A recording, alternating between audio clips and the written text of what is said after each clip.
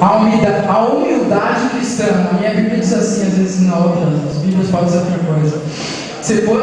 Se por estarmos em Cristo, nós temos alguma modificação, alguma exortação de amor, alguma comunhão no Espírito, alguma profunda afeição e compaixão, completem a minha alegria, tendo o mesmo modo de pensar, o mesmo amor, um só Espírito e uma só atitude. Nada faço por ambição egoísta ou por vaidade, mas humildemente considere os outros superiores a si mesmos.